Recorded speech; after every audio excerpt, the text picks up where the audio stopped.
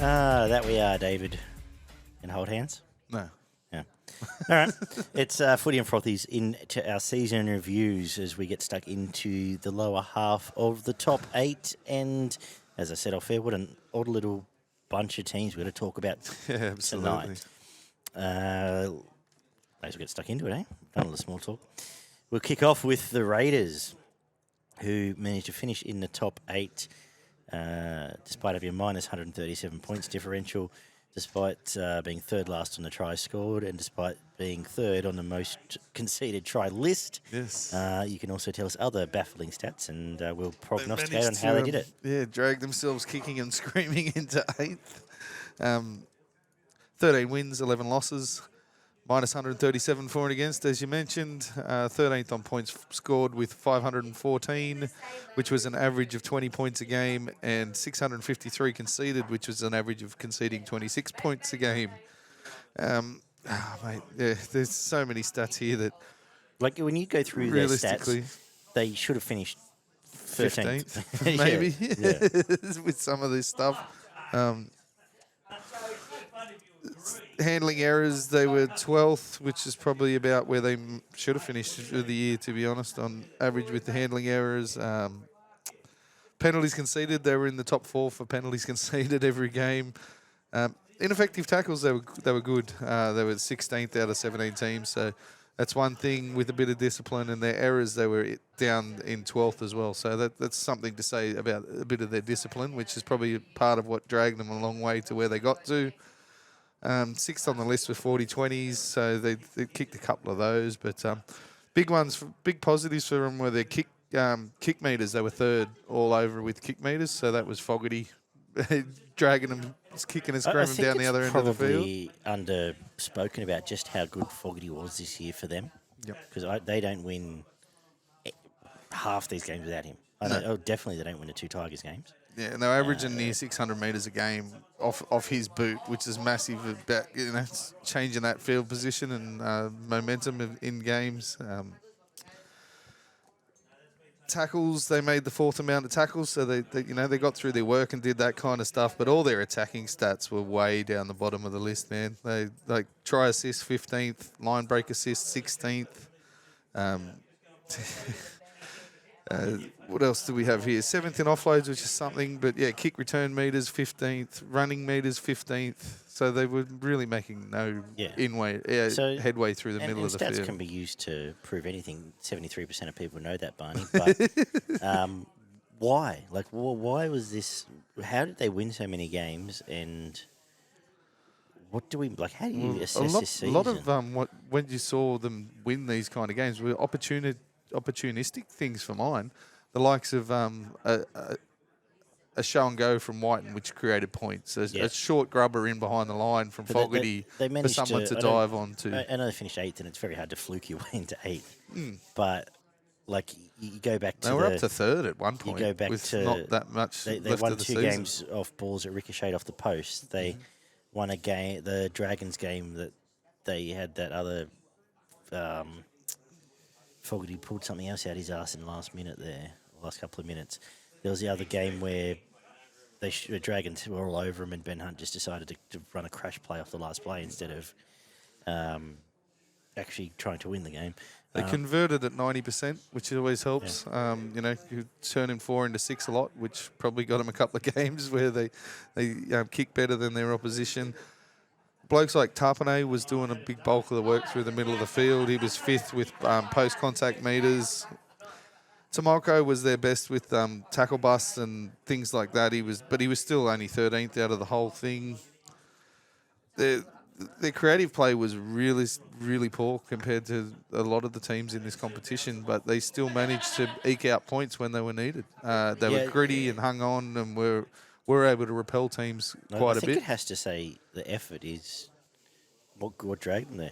They had those periods in just about every single game where they'll just go to sleep for a good 10, 15 minutes against every team and concede 12 or 16 points. And it cost them a couple, and it nearly cost them a few against the lower teams where they then suddenly just snapped back into The, it. the middle's held pretty strong for a big part of the year. That was probably one of their biggest positives was the middle of The rise of their back Corey rowers Horsburgh and their has front to- rowers is were- just about the story of the year for him. Yeah. He became an elite Origin level front row. Yep. middle, whether Absolutely. in with the back of the scrum or the front. But Tapane in there. Papali'i was good when he was on the field. He copped a few injuries during the year, and Elliot Whitehead probably had the best year he's had since Yes. he's been here. Yep. And then you throw in Hudson Young, who just works his backside out every week. And when and you runs list those those good hard 5 lines. blokes, when we just spoke about on our grand final review show, the Forward sort of packs, lack yep. of forward packs. This is it's a top 8 forward pack. Yep. Realistically, they're not adding a great deal to it, but it's realistically a decent enough forward pack. Yeah, when the fines, the things, it's effort players that drag this team through. Jordan Rapana, always 110%, whether you love him or hate him, you know what you're getting. Yep. Horsburgh's the same.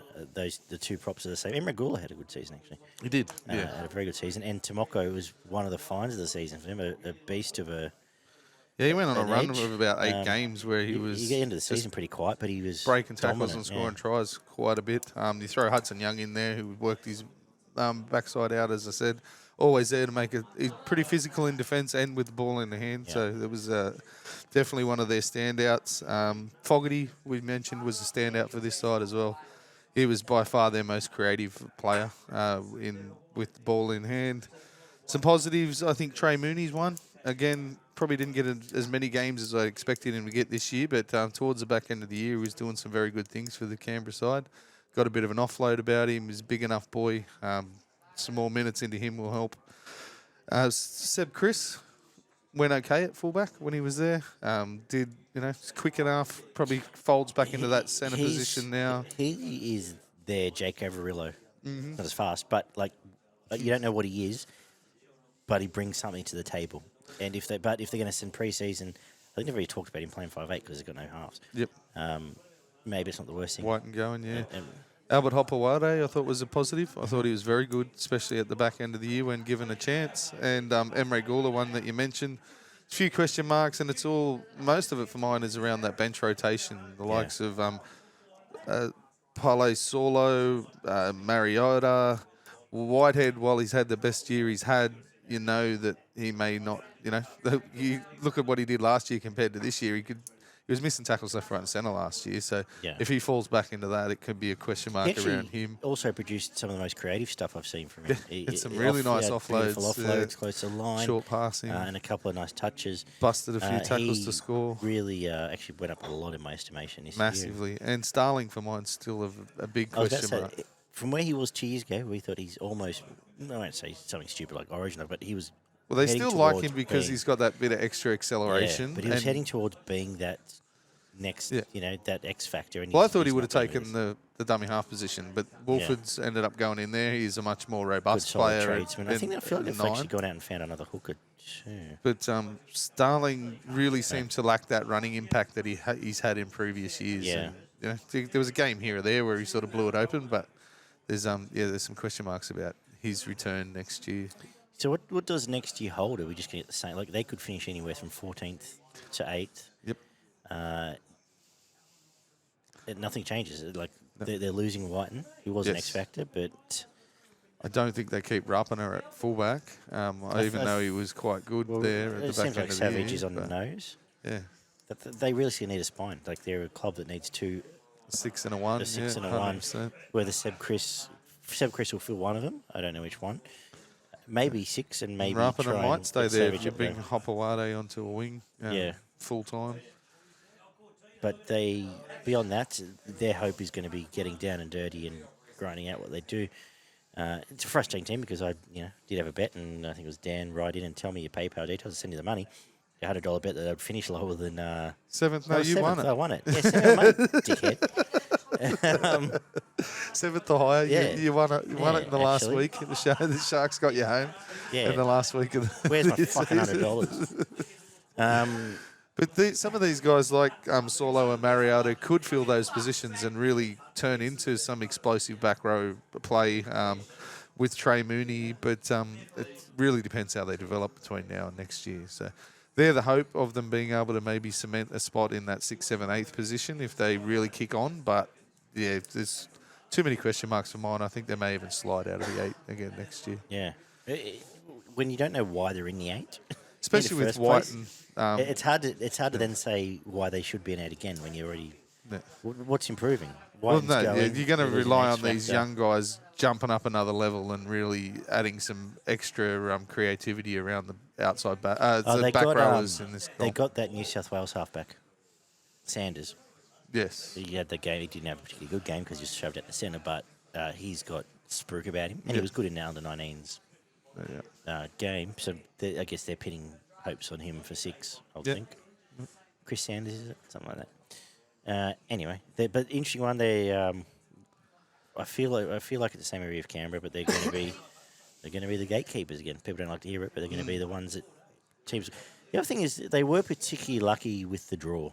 They played all the bottom 4 twice. They seem to have a pretty pretty productive draw, and the way that some of the teams fell away around them, like Souths could have easily taken their spot, Cowboys could have easily taken their spot, that's right. Parramatta could have easily taken Could their have, spot. should have, yeah. But they all just fell away at the back end of the year, whereas Canberra didn't. They stuck on.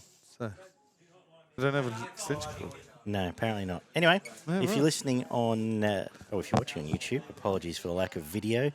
We've run the battery packs dry somehow. But anyway, all good. You get to see the cool little graphic pop up and down with some sort of photo, I imagine, by then. So